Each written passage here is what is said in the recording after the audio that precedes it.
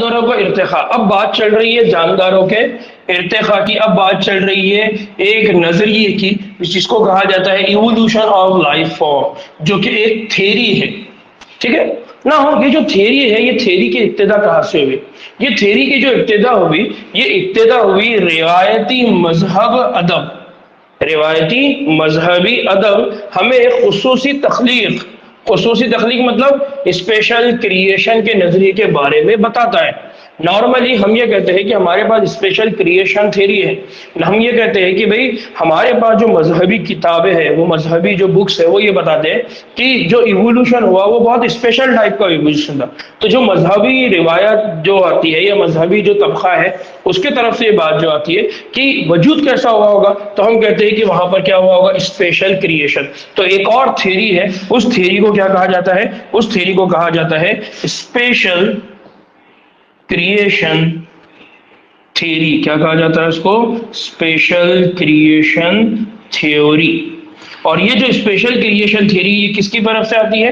یہ آتی ہے ریلیجیس بکس۔ کہاں سے آتی ہے یہ؟ ریلیجیس بکس یا ریلیجیس اسکرپچرز کی طرف سے یہ تھیوری آئی ہے۔ نا اس نظریے کے تین مفہوم تھے، اس نظریے کے تین امپورٹنٹ مفہوم تھے۔ اس نظریے کے تین امپورٹنٹ مفہوم کیا ہے؟ تو پہلا مفہوم یہ تھا کہ تمام جاندار انواع اور ان کے ٹائپس جنہیں آج ہم دیکھتے ہیں ایسے ہی پیدا کیے گئے تھے۔ پہلا کہ مذہب کی یا مذہبی کتابیں کیا کہتی ہے کہ جتنے بھی جاندار ہیں وہ سب کے سب جاندار ایسے ہی پیدا کیے مطلب جس طرح سے وہ آج دکھائی دیتے ہیں ویسے ہی وہ پیدا کیے گئے تھے، ٹھیک ہے؟ ایک ساتھ ان کو کیا کیا گیا تھا؟ پیدا کیا تھا۔ دوسرا وہ یہ کہتے ہیں کہ یہ جو تنوع ہے یہ تخلیق کے وقت سے ایسے ہی ہے، یہ جو فرق ہے، یہ جو ڈفرنس ہے جانداروں کے اندر، جو یہ ڈائیورسٹی ہے، تو تخلیق کے وقت سے ایسے ہی ہے اور مستقبل میں بھی ایسے ہی رہے گی۔ جب سے ان کو پیدا کیا تب سے بھی ایسی ہے اور آگے بھی یہ ویریشن، یہ جو تنوع ہے، یہ جو تخلیق، یہ ایسی رہے گی۔ اور تیسرا مفہوم ان کا یہ تھا کہ زمین تقریباً 4000 سال پرانی ہے، زمین جو ہے وہ 4000 سال پرانی ہے۔ تو جو اسپیشل کریشن تھیوری ہے اس کے جو پوائنٹس تھے، اس کے تین امپورٹنٹ پوائنٹس تھے۔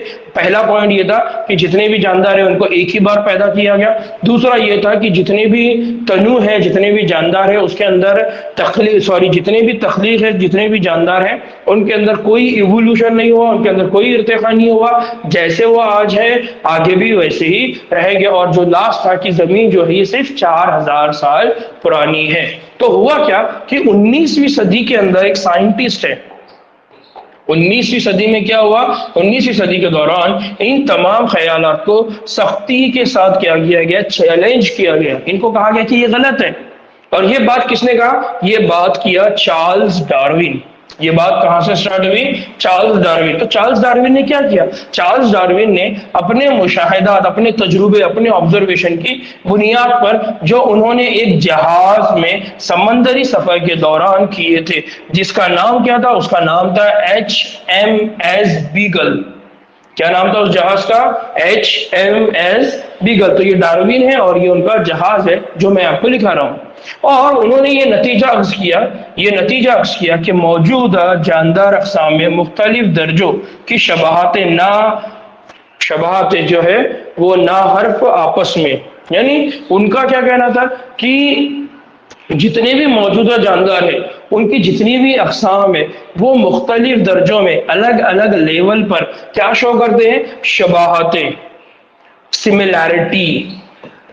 کیا شو کرتے ہیں؟ سملیرٹی۔ اور یہ جو سملیرٹی ہے نہ صرف، یہ صرف ہونا چاہیے تھا یا غلطی سے حرف ہو گیا، نہ صرف آپس میں۔ تو سب سے پہلی بات یاد رکھیے کہ یہاں پر یہ تین جو پوائنٹس ہیں اس کو چیلنج ڈارون نے اپنے تجربے سے کیے۔ اور یہ جو تجربہ انہوں نے کیا تھا وہ ایک سمندری جہاز پہ سفر پر گئے تھے، بیسیکلی وہ ایک تجارتی قافلے کے ذریعے گئے تھے۔ اور جس جگہ پر وہ گئے تھے وہ یہ کچھ باتیں ایکسٹرا جو میں یہاں لکھا رہا ہوں کہ وہ جہاں گئے تھے اس کا نام ہے گیلاپاگوس۔ کہاں گئے تھے وہ؟ گیلاپاگوس آئی لینڈ، گیلاپاگوس جزیرہ۔ कहाँ गए थे? वो एक जजीरे पे गए थे और उस जजीरे पे उन्होंने देखा, उस जजीरे पे उन्होंने क्या देखा? उस जजीरे पे उन्होंने बहुत सारी बातें देखी।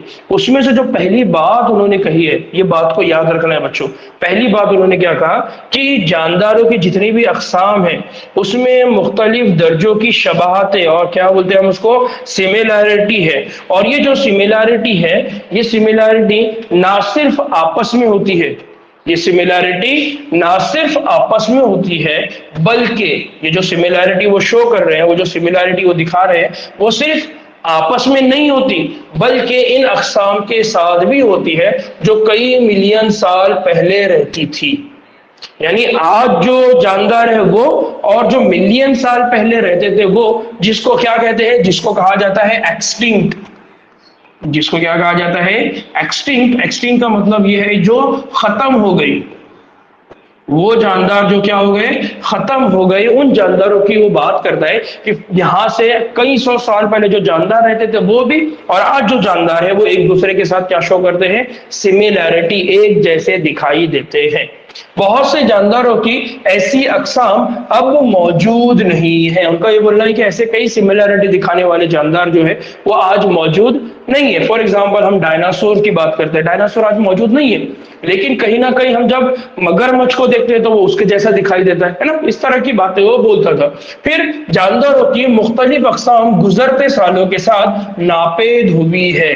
फिर क्या हुआ? जैसे जैसे जिंदगी आगे बढ़ती रही तो जानदारों की कई सारी किस्में ऐसी थी जो क्या हुई? जमीन से नापेद हो गई। ठीक वैसे ही जैसे नई अकसाम जमीन की तारीख के मुख्तलिफ जमानों में वजूद में आई है, तो जैसे जैसा वो नापेद होती गई ऐसी नापेद हुई जिस तरह से हमको अलग अलग जानदार जमीन के अंदर अलग अलग वक्तों में क्या होते हैं? देखने को मिलते हैं। तीसरी बात, जानदारों की अकसाम बतदरीज इर्तिका पजीर हुई है। जानदारों की जितनी भी अकसाम आप देख रहे हैं ये इनके अंदर क्या हुआ है? धीरे धीरे क्या हुआ है? इर्तिका हुआ है। तो डार्विन की एक बात याद रखिए कि वो थी बतदरीज इर्तिका। उसका क्या कहना था? उसका कहना था कि जो इर्तिका होता है वो इर्तिका कैसा होता है? बतदरीज इर्तिका, जिसको वो कहता था ग्रेजुअल इवोल्यूशन। क्या कहता था वो? Gradual evolution. इस कंसेप्ट को आपने याद रखना है, इस वर्ड को आपने याद रखना है ना। कोई भी आबादी अपनी खुसूसियात में तनू पैदा करती है। उसका ये बोलना था कि कोई भी पॉपुलेशन हो, कोई भी जानदार हो, वो अपने अंदर हमेशा क्या करती है? इवोल्यूशन लेकर आती है, अपने अंदर तनू लेकर आती है। वो खुसूसियात जो किसी को कुदरती हालात, आबो हवा, ग़िज़ा, तबई अनासिर वगैरह में बेहतर तौर पर जिंदा रहने का अहल बनाए, तो उनके मुकाबले ज्यादा तेजी से बढ़ती है जिन्हें ऐसी कुदरती हालात में जिंदा रहने में क्या होंगी? खदरे दुश्वारी होंगी। यानी आप ऐसा समझ लीजिए कि आपके पास कड़ाके की सर्दी है, तो उस कड़ाके की सर्दी में वही जिंदा बच पाएगा जो उस कड़ाके की सर्दी को बर्दाश्त करेगा, और जो बर्दाश्त नहीं करेगा नतीजे में उसकी मौत हो जाएगी। या फिर ऐसा समझ लीजिए कि खाने के लिए कुछ है ही नहीं, नतीजे में क्या होगा? वो आदमी जो जितना ज्यादा भूखा रह सकता है वो जिंदा रहेगा, जो भूखा नहीं रहेगा वो मर जाएगा। तो इस तरह की बात वो कहते थे कि जो अपने अंदर तब्दीली लाएगा, जो अपने अंदर चेंज लाएगा, यानी वो जो भूखा नहीं रह सकता था, अगर वो अपने आप को इस काबिल बना लेता कि और 2 घंटे और 3 घंटे और 1 साल भूखा रह जाता तो वो जिंदा रह सकता। फिर वही आदमी जो कड़ाके की सर्दी में मर गया, अगर वो अपने आप को इस काबिल बना लेता, यानी अपने अंदर तब्दीली लेकर आता कि वो उस जाड़े को बर्दाश्त कर सके, तो वो कहते कि वो जिंदा रह सकता था। मतलब उस आदमी को अपने अंदर क्या लेकर आना है? तब्दीली लाना है, तुनू लेकर आना है, उसके अंदर क्या लाना है? इवोल्यूशन। तो इस तरह की बातें वो कहते थे कि वो जानदार जिन्होंने अपने अंदर तब्दीली लाई, जैसे डायनासोर है, डायनासोर क्यों जिंदा नहीं रहे? तो वो ये कहते हैं कि आज का जो इन्वायरमेंट है, वो इन्वायरमेंट और आज का जो माहौल है, उसके अंदर जो टेम्परेचर है, ये सारी चीजें वो डायनासोर के लिए इतनी फिजिबल नहीं थी, उनके लिए मुनासिब नहीं थी। नतीजे में वो क्या हो गए? मर गए। लेकिन आज ये फेवरेबल है हमारे लिए, इसलिए हम जिंदा हैं। ठीक है, तो इस तरह की वो बातें कहते थे। दूसरा लफ्ज, इन अफराद या आबादी की मौजूनियत। दूसरी जो बात वो कहता था बतदरीज इर्तिका के बाद, वो कहता था फिटनेस। वो क्या बोलते थे? फिटनेस, की जो जितना फिट होगा वो सरवाइव करेगा, जो जितना फिट होगा वो जिंदा रहेगा। तो फिटनेस वो कहते थे, यानी जिसको वो क्या कहते थे? मौजूनियत। हम कहते हैं ना मौजू, कि यार ये चीज इसके हिसाब से मौजू नहीं है, मतलब फिट नहीं है। हम नॉर्मली इंग्लिश का जब वर्ड यूज करते हैं हम बोलते हैं यार फिट है, हम बोलते हैं नहीं यार फिट नहीं है, मतलब क्या है, मौजू नहीं है या मौजू है। तो यहाँ पर वही फिटनेस की बात हो रही है कि मौजूनियत, ठीक है। तो डार्विन दो बातें कहता था, एक बतदरीज इर्तिखा की, दूसरी बात वो कहते थे मौजूनियत की, फिटनेस की। डार्विन के बमवज्जिब मौजूनियत बिल आखिर हरफ तौलीदी, सिर्फ तौलीदी मौजूनियत की तरफ इशारा करती है। डार्विन के हिसाब से जब वो फिटनेस की बात करता था तो फिटनेस की भी स्पेशली बात वो करता था, वो फिटनेस थी रिप्रोडक्टिव फिटनेस। कौन सी वाली फिटनेस की बात होती थी वो? Reproductive fitness. क्या मतलब होता है रिप्रोडक्टिव फिटनेस? रिप्रोडक्टिव फिटनेस का ये मतलब होता है कि वो खुसूसियत जो कोई जानदार अपनी जनरेशन से जनरेशन में पास करे, अपनी जनरेशन से जनरेशन में पास करे, माँ बाप अपने बच्चों में पास करे। तौलीदी अमल के जरिए जब कोई खुसूसियात एक जनरेशन से दूसरी जनरेशन में जाती है, कोई फिटनेस को मौजू सलाहियत अपनी जनरेशन से नेक्स्ट जनरेशन में जाती है, तो उसको वो कहता था रिप्रोडक्टिव फिटनेस। यानी फिटनेस बेसिकली किस तरह की फिटनेस? Reproductive fitness. यानी आपके पास कोई सलाहियत है, वो सलाहियत अगर आप आपके बच्चों में दे रहे हैं तो इसका मतलब आप फिट है। और ये जो फिटनेस है ये किस लेवल की है? ये रिप्रोडक्टिव लेवल पे है, तौलीदी लेवल पर है, कि आप आपके बच्चे के अंदर वो डीएनए ट्रांसफर कर रहे हैं, आप आपके बच्चे के अंदर वो जेनेटिक इंफॉर्मेशन ट्रांसफर कर रहे हैं, तभी जाके वो उस काबिल होगा कि वो आने वाले हालात में, आने वाले इन्वायरमेंट में क्या करे? सरवाइव करे। ठीक है, तो ये बात वो कहता था। बस वो जो एक माहौल की निस्बत से क्या होता था? इर्तिखा शो करता था ना। तो बात याद रखिए कि डार्विन के कंसेप्ट के हिसाब से जो चार बातें आपने याद रखना है, वो चार बातें ये है जिसको मैंने यहां लिखा है। पहली बात क्या याद रखना है? बतदरीज इर्तिखा। दूसरी बात क्या याद रखना है? खुसूसियात में हमेशा क्या होता है? तो तनु होता है, जिसको वो दूसरे अल्फाज में हम क्या कह सकते हैं? वेरिएशन होता है।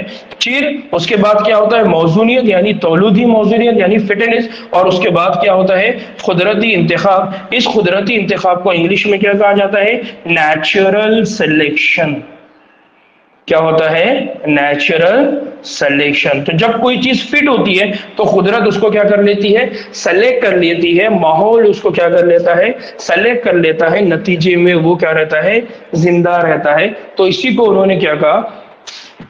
इसी बात को उन्होंने आगे क्या कहा? उन्होंने इस बात को आगे कहा कि वो क्या होते हैं? उस रिप्रोडक्टिव फिटनेस की वजह से वो क्या होते हैं? ज्यादा मौजू होते हैं, दूसरों के मुकाबले में ज्यादा नस्ल छोड़ते हैं। यानी अगर वो रिप्रोडक्टिव फिटनेस की बात कर रहे हैं तो इसका मतलब क्या है? वो जो उनके जो नई नस्ल रहेंगी वो ज्यादा मजबूत रहेंगी, और जब नई नस्ल ज्यादा मजबूत रहेंगी तो उसके नंबर भी ज्यादा रहेंगे। इसी तरह से वो कहते थे कि वो बहुत ज्यादा क्या होते हैं? नस्लें छोड़ते हैं, इसलिए ये ज्यादा जिंदा रहेंगे। और अगर ज्यादा जिंदा रहेंगे तो कुदरत के जरिए क्या हो जाएंगे? मुंतखब कर लिए जाएंगे।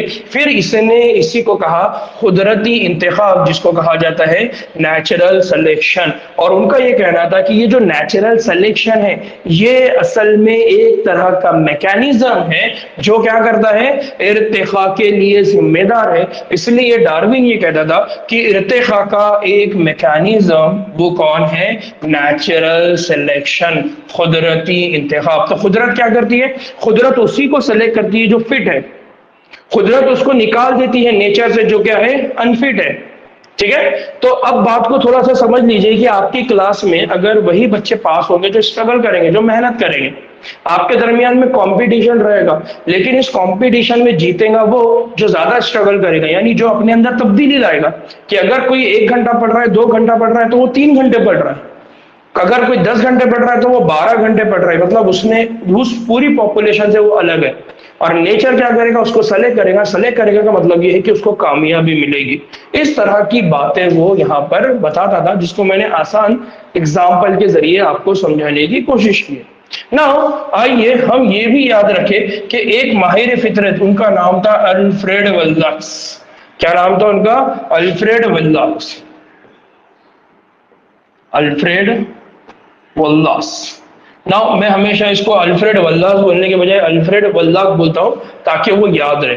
अल्फ्रेड वल्लास ने क्या किया, उन्होंने काम किया, उन्होंने कहां पर काम किया, अल्फ्रेड वल्लास भी एक आइलैंड पर गए, वो भी एक आइलैंड पे गए, वो भी एक जजीरे पे गए, और जिस जजीरे पे गए उसका नाम क्या था, उसका नाम था आर्कीपेलागो।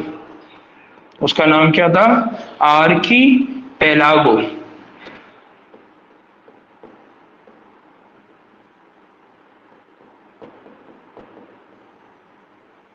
क्या नाम था उसका, आर्कीपेलागो। इस आर्कीपेलागो पे, अब ये पूरा नाम क्या है इसका, इसका पूरा नाम है मलाया आर्कीपेलागो। क्या नाम है इसका, मलाया आर्कीपेलागो। तो ये इस जजीरे पे गए जिसका नाम क्या था, मलाया आर्कीपेलागो। तो यहाँ पर याद रखिए कि जो अल्फ्रेड वल्लास है, अल्फ्रेड वल्लास कहाँ पर गए, वो भी एक जजीरे पे गए, उस जजीरे का नाम क्या था, मलाया आर्कीपेलागो, और वहां पर जाके उन्होंने काम किया।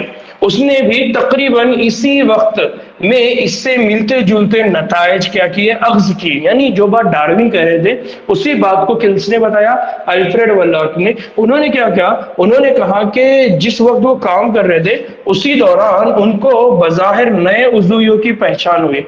यानी क्या हुआ, वो जहां पर काम कर रहे थे अल्फ्रेड वल्लास, ये जिस जजीरे पर अल्फ्रेड वल्लास काम कर रहे थे उस जजीरे पर उनको क्या हुआ, उनको नए नए जानदार देखने को मिले। और ये जो नए नए जानदार उनको देखने को मिलते थे तो उन्होंने कहा कि जिंदगी की तमाम मौजूदा जो अक़साम है उसमें हमको क्या देखने को मिलती है, शबाहतें मौजूद है। और इनके अजदाद यानी इनके एंसेस्टर इनके एंसेस्टर कैसे हैं, एक है। यानी जितने भी जानदार आज हमको जमीन पर देखने को मिलते हैं तो उनका कहना यह था कि वो इसलिए देखने को मिलते हैं क्योंकि उनके एंसेस्टर एक ही है, यानी उनके आबा व अजदाद एक ही है, जिसकी वजह से हमको क्या देखने को मिलती है, उनके अंदर सिमिलैरिटीज देखने को मिलती है। अलबत्ता ये जो एंसेस्टर थे, ये जो अजदाद थे, ये जो अब्बा थे, ये जमीन की तारीख में मुख्तलिफ औकात पर क्या थे, मौजूद थे। यानी अलग अलग तारीखों में ये जमीन पर क्या रहे होंगे, मौजूद रहे होंगे। और अल्फ्रेड वल्लास क्या कहते हैं, अल्फ्रेड वल्लास जमीन की इस तारीख को, जियोलॉजिकल हिस्ट्री को, जियोलॉजिकल हिस्ट्री या उसको कहते हैं जियोलॉजिकल टाइम, जियोलॉजिकल हिस्ट्री या जियोलॉजिकल टाइम, इसको वो क्या करते हैं, वो मुख्तलिफ इसमें डिवाइड करते हैं।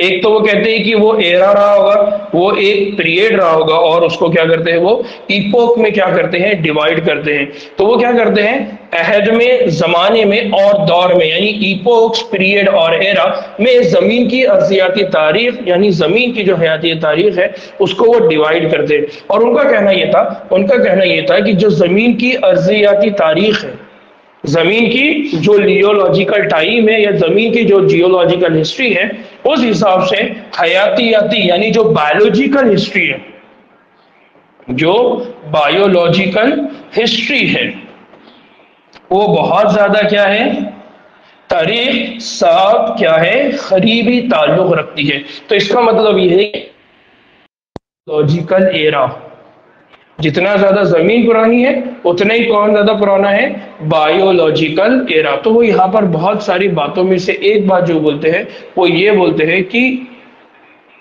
जो जमीन है उस जमीन की अगर आप स्टडी करते हैं तो जमीन की स्टडी करने के बाद आपको क्या मालूम पड़ता है, जमीन की स्टडी मालूम करने के बाद ये मालूम पड़ता है कि जमीन की जो सतह है, अलग अलग सतह, उन सतह के अंदर कई सारे जानदार मौजूद है। इसका मतलब जितनी ज्यादा पुरानी लेयर है उसमें उतना ही पुराना क्या होगा, जानदार जिस्म होगा। तो जितना ज्यादा पुराना जमीन का लेयर है उतना ही ज्यादा पुराना जानदार का जिस्म है। इसका मतलब ये हो गया कि जितनी ज्यादा जमीन की तारीख पुरानी है उतनी ज्यादा कौन पुरानी है, हयाती तारीख। इसका मतलब दोनों के बीच में कुछ ना कुछ करीबी क्या है, ताल्लुक है। तो उनका ये कहना था कि एक काबिल कबूल नतीजा ये हो सकता है कि जमीन बहुत पुरानी है, ना सिर्फ हजारों साल जैसा पहले सोचा जाता था बल्कि करोड़ों साल पुरानी है। ना हो बच्चों, अगर आपने इस बात को थोड़ा सा गौर करा होगा तो मैंने जब शुरुआत किया था तो मैंने शुरुआत में आपको क्या बताया था, मैंने आपको बताया था कि मजहबी तबका क्या कहता है। तो मजहबी तबका क्या कहता था कि जो जमीन है वो 4000 पुरानी है, لیکن یہ بات کو کس نے ڈس اپروو کیا؟ یہ بات کو ڈس اپروو کیا الفریڈ ولف نے کہ زمین 1000 سال پرانی نہیں ہے، زمین تو کروڑوں سال پرانی ہے۔ اور یہ بات کیسے سمجھ میں آ رہی ہے؟ یہ بات سمجھ میں آ رہی ہے زمین کے اندر موجود تہوں سے، اس کی لیئر سے، کہ زمین تو کئی سال پرانی ہے، تو جتنی زیادہ زمین پرانی ہوں گی اتنی زیادہ جاندار بھی پرانے ہوگے۔ تو اس طرح سے جو باتیں اس مذہبی طبقے کی طرف سے آتی تھی اس کو کیا کیا گیا؟ چیلنج کیا گیا، اس کو کیا کیا گیا؟ ریجیکٹ کیا گیا۔ بات سمجھ میں آئی؟ تو اس تھیری کے یہ جو پوائنٹس ہے اس کو اگر آپ غور سے سنیں گے نا بچوں تو ہی آپ کو یہ سمجھ میں آئے گا کہ بات کی شروعات کہاں سے ہوئی تھی۔ بات کی شروعات یہ ہوئی تھی کہ مذہبی طبقہ یہ بولتا ہے کہ جتنے بھی جاندار تھے وہ ایک ساتھ پیدا ہو گئے، لیکن ڈاروین اور الفریڈ ولف کا کہنا تھا کہ نہیں، ایک ساتھ نہیں ہوئے ہوں گے، ان کے اندر تو بتدریج ارتقاء ہوا، یہ دھیرے دھیرے وجود میں ہے۔ پھر وہ دوسری بات یہ کہتے تھے کہ جتنے بھی جاندار ہیں جو پہلے جیسے ان کو پیدا کیا گیا تھا ویسے ہی آج بھی اور آگے بھی رہیں گے، لیکن الفریڈ ولف انہوں نے دیکھا کہ نہیں، پہلے جو جاندار تھے اس کا جو جسم کا سائز تھا یا وہ جو اس طرح دکھائی دیتا تھا وہ الگ تھا، اس کے بعد جو دوسرے جاندار آئے وہ الگ تھے، لیکن خاص بات یہ تھی کہ وہ ایک دوسرے کے ساتھ کیا شو کرتے تھے؟ سملیرٹی شو کرتے تھے، وہ ایک دوسرے کے جیسے دکھائی دیتے تھے۔ اس کا مطلب یہ ہے کہ جانداروں میں ہمیشہ کیا دیکھنے کو ملا ہے؟ فرق دیکھنے کو ملا ہے، وہ کبھی بھی ایک جیسے نہیں تھے۔ اور تیسری بات، جو مذہبی طبقہ کہتا تھا کہ زمین 4000 سال پرانی ہے، تو انہوں نے کہا کہ نہیں، زمین 4000 پرانی نہیں ہے، وہ تو کئی کروڑوں سال پرانی ہے۔ ٹھیک ہے، تو اس طرح سے اس بات کو آپ کو یاد رکھنا ہے۔ ایگزام میں یہ سوال کیا گیا تھا کہ یہ بات کی گئی تھی کہ ایرا، پیریڈ اور ایپوک، اس کو یا ان تینوں سٹیجز میں زمین کی تاریخ کو، جیولوجیکل ہسٹری کو کس نے ڈیوائیڈ کیا؟ کس نے ڈیوائیڈ کیا؟ کیا نام ہے اس کا؟